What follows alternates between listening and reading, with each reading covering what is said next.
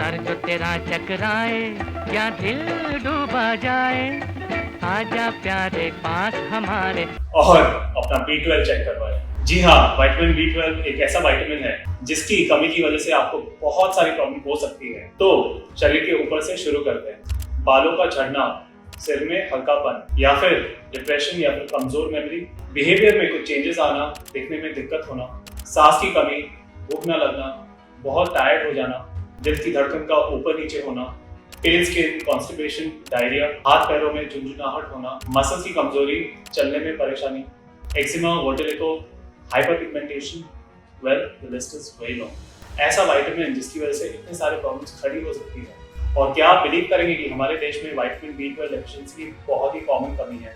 तो चलिए इस वीडियो में आज हम जानेंगे ये इंपॉर्टेंट न्यूट्रिएंट के बारे में, या फिर ये कहिए बहुत ही इंपॉर्टेंट न्यूट्रिएंट के बारे में हम समझेंगे।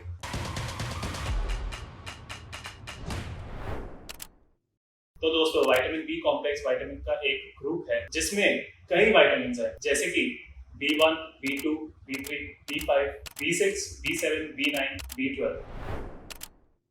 तो देखिए, विटामिन B12 इस विटामिन बी कॉम्प्लेक्स का बहुत ही इंपॉर्टेंट विटामिन होता है। ये एक वाटर सॉल्युबल विटामिन है। प्रेगनेंसी के टाइम पे बहुत ज्यादा इंपॉर्टेंट। इन्फेंसी में भी जब माँ बच्चे को दूध पिलाती है, बच्चे हो या बूढ़े, सबके लिए विटामिन B12 बहुत ही इंपॉर्टेंट होता है। तो चलिए इसकी इंपॉर्टेंस के बारे में जानते हैं। तो उसका फर्स्ट सबसे इंपॉर्टेंट फंक्शन है आरबीसी यानी कि ब्लड सेल्स बनाना।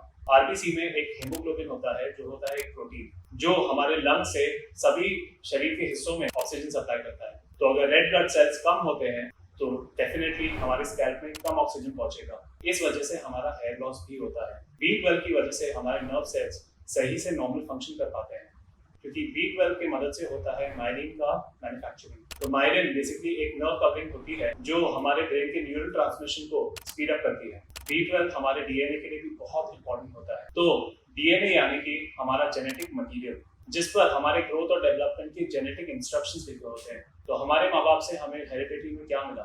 हमारी ग्रोथ और डेवलपमेंट, सभी कुछ हमारे डीएनए पर छपा होता है। तो विटामिन B12 दोस्तों डीएनए के सिंथेसिस के लिए बहुत ही जरूरी है। तो हमारे क्रोमोसोम्स की कई हिस्सों की स्ट्रक्चर स्टेबिलिटी के लिए ये बहुत ही जरूरी होता है। B12 का सेल प्रोडक्शन में भी रोल है और इसलिए हेयर, नेल्स और स्किन के लिए भी जरूरी होता है। ग्लोइंग स्किन चाहिए तो क्रीम मत लगाइए, उसके बदले B12 वाला खाना खाइए। आरबीसी बनाना, नर्व सेल्स की फंक्शनिंग, सेल प्रोडक्शन, डीएनए की हेल्थ, ये सब तो भारी भरकम काम हो गए। इसके अलावा हर रोज की बायोकेमिकल मेटाबॉलिज्म, ये सब B12 का ही रोल है। कितना B12 चाहिए हमारे शरीर को? तो एडल्ट्स को चाहिए 2.4 माइक्रोग्राम्स पर डे। और अगर कोई औरत प्रेग्नेंट है और उसे अगर B12 की कमी है तो क्या होगा? तो माँ की B12 की डेफिशिएंसी बच्चे में भी आ जाएगी। उस B12 की कमी जिसको डीएनए के लिए भी जरूरी है, इसलिए प्रेग्नेंट औरतों को दूसरे एडल्ट से ज्यादा जरूरत है। जहाँ किसी एडल्ट को 2.4 माइक्रोग्राम चाहिए, वही प्रेग्नेंट औरतों के लिए डॉक्टर रिकमेंड करते हैं 2.6 माइक्रोग्राम्स। और अगर कोई ब्रेस्ट फीडिंग मदर है तो उसे चाहिए 2.8 माइक्रोग्राम्स। वेल, सुनने में तो ये अमाउंट कोई ज्यादा नहीं लग रहा, लेकिन उसके बावजूद भी कमी हो जाती है। ऐसा इसलिए क्योंकि ये ज्यादातर एनिमल फूड्स में होता है, जैसे कि eggs, poultry, chicken, pork, meat, turkey. इनका लिवर वाला मीट, फिश जैसे कि सार्डिन्स, सैल्मन, ट्राउट, हेरिंग्स और टूना।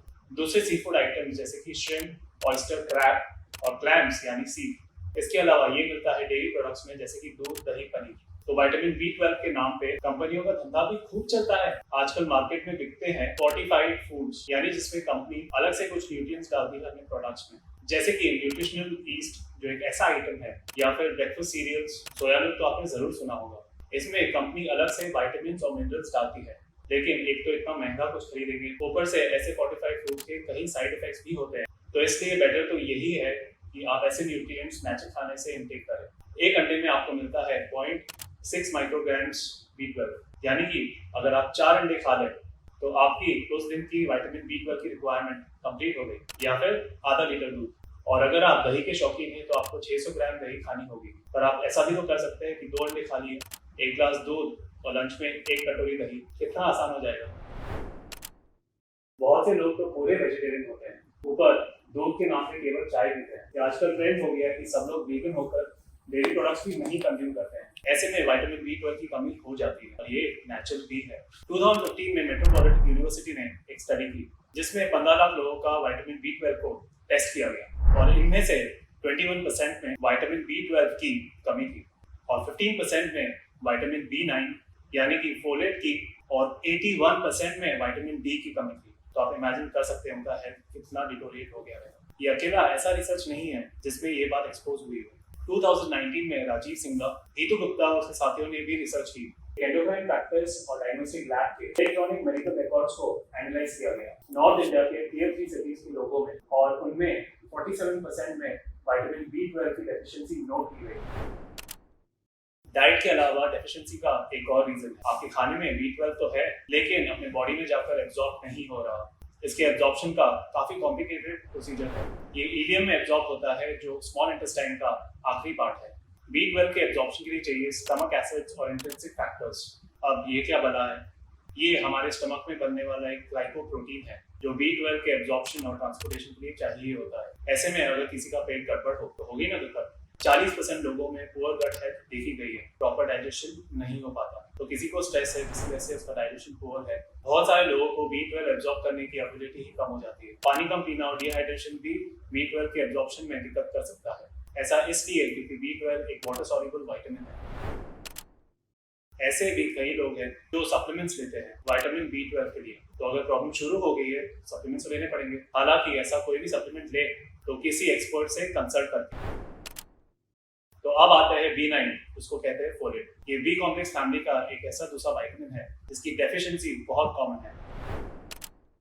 इसकी कमी की वजह से आपको हो सकता है सिर दर्द, थकान, कमजोरी, चिड़चिड़ापन, कॉन्सेंट्रेट ना कर पाना, सांस लेने में मुश्किल, दिल की धड़कन में इरेगुलरिटीज, मुंह में छाले, स्किन, हेयर और नेल के कलर में डिफरेंस। फोलेट DNA और RNA में बनाने में हेल्प करता है। ये प्रोटीन के मेटाबॉलिज्म में भी इन्वॉल्व होता है।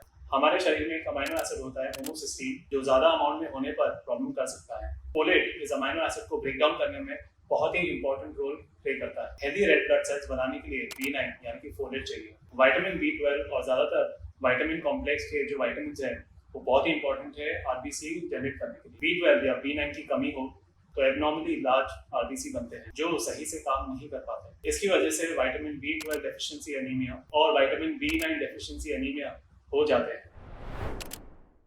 प्रेगनेंसी और फीटल डेवलपमेंट के समय फोलेट का एक क्रिटिकल रोल होता है और फोलेट की कमी हो तो प्लेसेंटा के यूट्रस से अलग हो जाने के चांसेस बढ़ जाते हैं। तो फोलेट की कमी बच्चे में न्यूरल ट्यूब डिफेक्ट दे सकती है यानी कि स्पाइनल कॉर्ड का सही से ना बन पाना या फिर बर्थ के समय दिमाग और स्कल के कुछ पीसेस मिसिंग हो जाना।